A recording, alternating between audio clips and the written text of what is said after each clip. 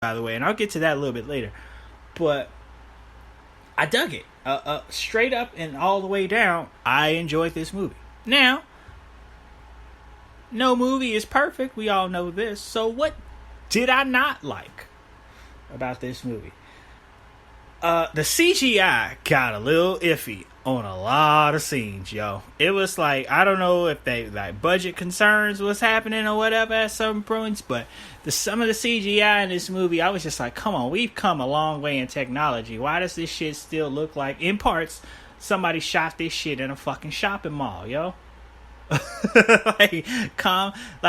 You can make some good effects without making it look fake, and you can make some good effects. And if not, stick to the practical shit, stick to the things that you know at. So I didn't stick around the whole credits because my movie theater lets me know if there's a post-credit scene. I didn't stick around the whole credit scene to see how many teams of special effects people that they use, but usually that kind of shit happens when there are multiple teams, when they try to like save money and do shit like that. So I'll chalk it up to that. If I'm wrong, okay. You know what else I didn't like? Dr. Poison and General German name. Boy, was they two of the most cartoonish fucking people. Like, straight the fuck up. Like, they were straight up cartoon characters put in this goddamn movie. It was like, okay. When it was one scene where they're trying to keep... Germany's about to surrender. This is set in World War One. Which, again, back to things that I like. I like that they said it in World War One because, goddamn, am I tired of seeing movies about World War goddamn Two. We get it. Nazis were evil. We know this.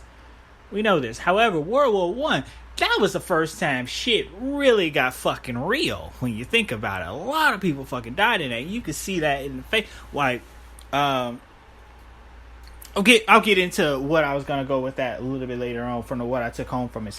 But like, Dr. Poison and General Super German name fucking threw a grenade in the room and one gas mask, and they like, the mask gonna help them. They don't know that. A straight up, I'm dead serious, a straight up fucking evil laugh, and then they just run off like Boris and goddamn Natasha from Rocky and Bullwinkle. I'm like, get the fuck up out of here. Now, the whole Ares reveal. Now, one of Wonder Woman's main villains is the God of War, Ares, which in this movie is her brother.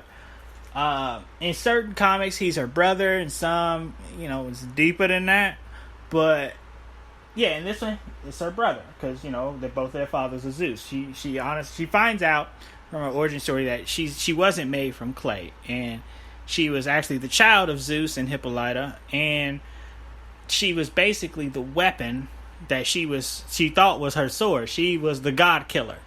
Ares had killed all the gods or whatever, and he was sent to Earth, just barely living or whatnot, and he just rose to power when all this evil came around and shit. It took that long for all the evil to come around, by the way. Don't mind all the fucking wars that happened between his banishment when gods were still around and, World War One. But whatever, movies. So the whole Ares reveal, I saw that coming. Not from any spoilers or anything, but just like how stories are written, Like, General German name was heavily implied to kind of be Ares. No, not so much. Because when Diana's revelation that General Super German name was Ares, I was like, nah, it's too easy. Way too easy. But then there was one character whose actual name I can't remember. I don't have any notes in front of me. I'm just going straight off my dome on this review.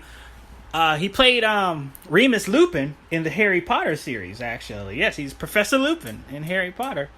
His character kind of came out of nowhere. And at the point where he was like, hey, don't go to that party, I was like, that's Ares.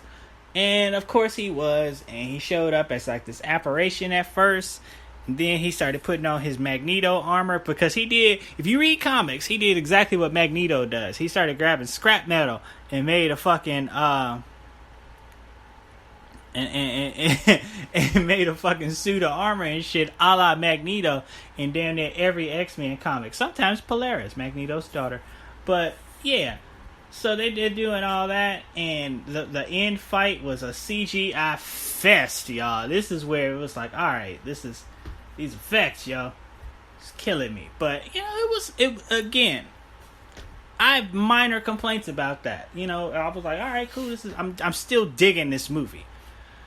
So, what I took home from this movie. Well, let's talk about some geek shit real quick.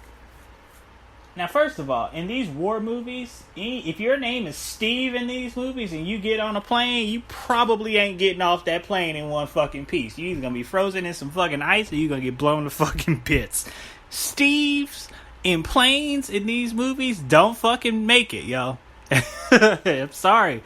Steve Trevor had to sacrifice himself, and he said something very important. He was like, I can save today, you can save the world. Which, okay, that's a great sacrificial line. That's actually pretty fucking awesome. Wonder Woman and her love of ice cream pops up in this movie. Now, Diana's naive. She hasn't really been out in the outside world. They don't have ice cream off Themyscira. And she gets some ice cream when they're going on a train over to Germany and stuff. She's like, oh my god, this is wonderful. You should be very proud of yourself. That's taken straight out of the comics and the movie Justice League War, where she discovers ice cream for the first time. And she's just digging it. Ice cream is Wonder Woman shit. That's well documented in the comics too. Don't fuck with Wonder Woman and her ice cream. Also, there's some very emotional moments in this movie when Wonder Woman's aunt Antiope, she dies, which leads me to believe that the Amazons aren't immortal. They just have very slow lifespans, which bullets can take away. So, but Wonder Woman, she is bulletproof because she's, you know, the God Killer. She's unique among the Amazonians because, you know, she could take more damage. She heals quicker. Her aging is very slow.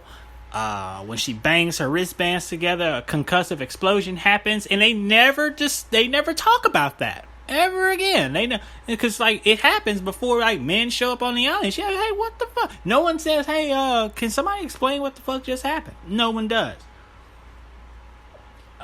Hippolyta, she's a very protective mom. Very protective mom in this, and she didn't want Diana to fight. Now, this is one of the things that I do enjoy. Like, Diana wanted to fight. She's just like, I want to fight. I want to get out there and I want to go into battle because it sounds cool. This is young Diana. And Hippolyta's like, look, it's not as cool as you fucking think it is. Actually, war is fucking terrible. I wish that we didn't have to do this. And Diana sees soldiers coming back from war later on in the movie, and she sees some of them missing limbs. She just sees the faces, that like 100-yard stare of people and stuff, and she's just like, oh, maybe this isn't what I thought it would be. You know, battle isn't supposed to be fun. It's some real shit going on. You know, and she's like, why aren't women fighting? Well, you know, okay, back then, yes, women did not have a lot of rights, if any. But at the same time, like, not letting women fight is a way. And please, ladies listening to this show, don't take this as me being sexist or anything. But that's a protection mechanism in certain forms, you know. Because me personally, I don't like women fighting unless it's like in a professional realm. Like I'll watch, you know, female UFC fights and, you know, lady wrestling and stuff like that.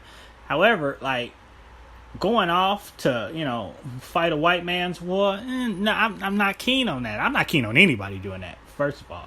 And that's not me saying I don't support the troops. I don't support the fucking causes y'all fucking fighting for. Calm the fuck down. Trust me, it ain't to liberate people. It's to make rich motherfuckers even more rich. But that's my platform on that. But, good movie. A lot of things I took home from this. Like, basically, do what's right, even if you don't think this is the safest thing to do, or even if you don't think you're gonna make it back. Get out there and, you know, do what the fuck is right. You know what I mean? No, I really enjoyed this movie. I got emotional at some points and stuff, and also a lot of my life has changed in the last couple months that made me like this. What made me want this movie to be good. One, it was this movie. This is a movie that could not afford to have been bad. Why? Because they would have never made another. They would never make another movie with a female lead in this genre ever again if this movie was bad. So this movie was great, and I need the next one to be even better. So this population can still get, representation. Why do I say that? Well, as most of y'all know from listening to this show, if you've listened to this show or my other show over the last couple months, I have a niece now.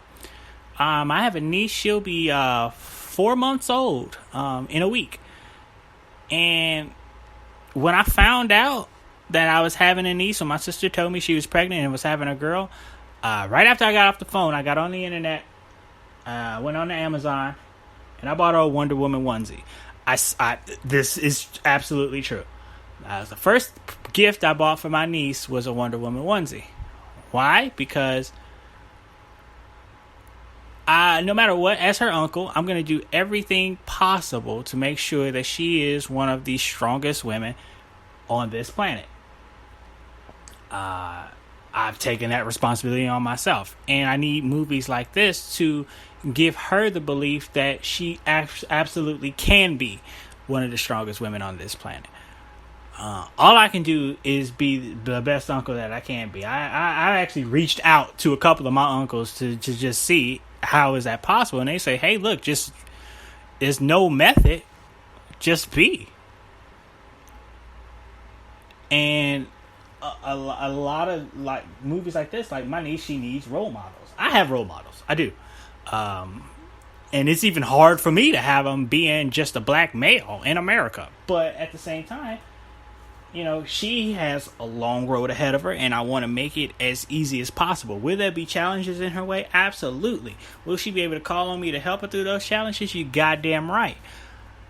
However, like, my niece and other little girls need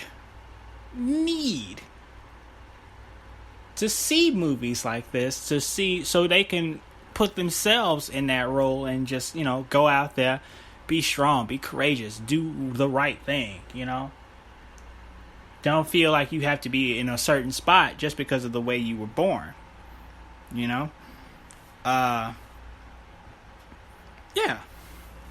Good movie. Good direction, good story, good pacing. It was just a lot. This movie is shot beautifully, and just finally just shut a lot of people up. Now, it didn't shut everybody up because some people are still complaining about shit. Some people are, it should have been more like Logan. Wonder Woman is not Wolverine, so shut the fuck up, white dude on the internet. It's just, and then people get angry that they're having women only showing, saying that that's illegal. No, it's not. Like, it's not illegal. You just mad because. Let me tell y'all something about white people, white dudes in general, because these are the only people complaining about shit like that. They don't like anything that exclude them, but they see nothing wrong with things that exclude you. You know what I mean? Like, if you go to a historically black college, well, why are there white people there? White people do go to HBCUs. Shut the fuck up. But why isn't there a White History Month? It's called fucking March through January. Shut the fuck up. Like, anything that doesn't include them, they feel really fucking. That's why white people can't take real fucking racism, because they can't not go to the fucking movies if they crap out not being invited to the goddamn movies. So shut the fuck up, calm down, and y'all gonna be real upset when Black Panther come out and they have black only screenings. Oh goodness gracious!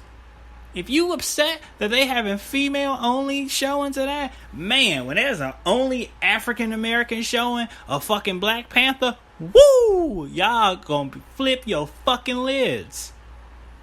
But straight up and down, everybody, go see Wonder Woman. It's a great movie. Is it perfect? No. I give it an A minus. I'm gonna give it a strong B plus. Because again, those graphics and stuff, and there was the cartoonish fucking sub villains. Whoa. And that last fight with the CGI fest and stuff.